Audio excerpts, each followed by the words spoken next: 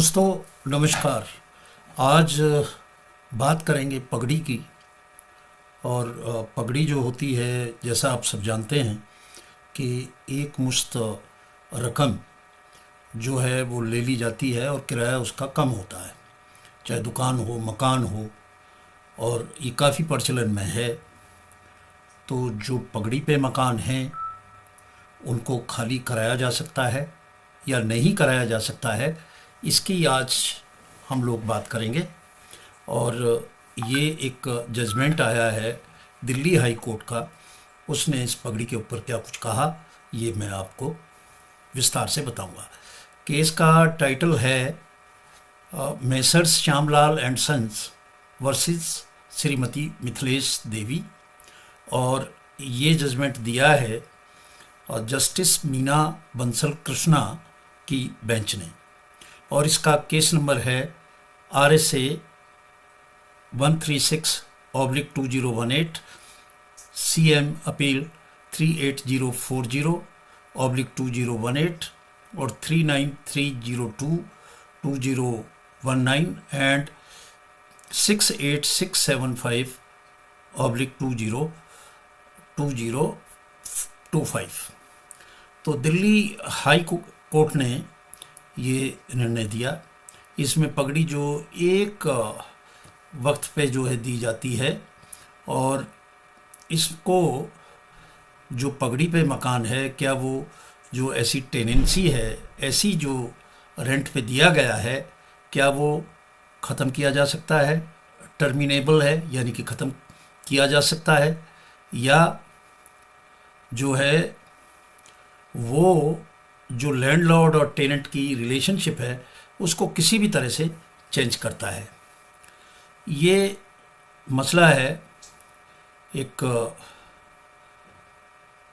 2001 में एक शॉप पगड़ी लेके 1.48 लाख रुपया यानी कि 1,48,000 रुपया लेके पगड़ी पे दी। और ये जो अमाउंट था वो लगभग 3/4 जो मार्केट वैल्यू थी दुकान की उसके बराबर था। और उस वक्त शुरू में इसका जो रेंट रखा गया, किराया रखा गया, वो 1,000 रुपया पर मंथ, पर उसके बाद में इसको बढ़ा के 1,460 रुपया पर मंथ कर दिया। और उसमें पानी, बिजली और जो दूसरे चार्ज थे वो भी अलग से देने होंगे, ये इस तरह से कर दिया। ये जो मैटर है ये डाला एक 70 वर्षीय वृद्ध विडो ने, जो अपनी फैमिली में अपने बच्चे, बड़ा लड़का, वाइफ, फिर 2 माइनर चिल्ड्रन और एक लड़का, उसकी वाइफ, इन सब के साथ रहती। उन्होंने बताया कि जो उसकी दोनों बहुएं हैं वो जॉबलेस हैं, कोई किसी तरह का कोई जॉब नहीं करती हैं। और जो छोटा बेटा है वो बस कंडक्टर है एक प्राइवेट स्कूल में, तो अर्निंग ज़्यादा नहीं है, उससे काम नहीं चलता। वो स्वयं भी जो है एक छोटी सी दुकान उसी में चलाती है, 10 बाई 14 फीट की दुकान है उसी में, और उससे भी जो घर के खर्चे हैं वो नहीं चलते हैं।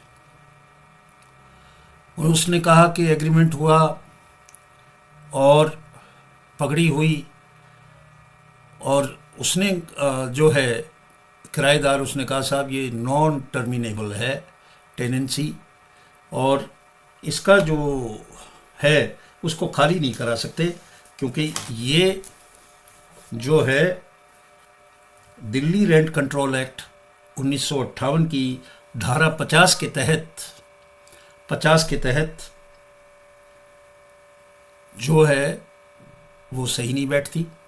दूसरी बात, ये जो टेनेंसी है, क्योंकि ये पगड़ी लेके की गई है, इसको जब चाहे खाली करा ले मकान मालिक, ऐसा नहीं है।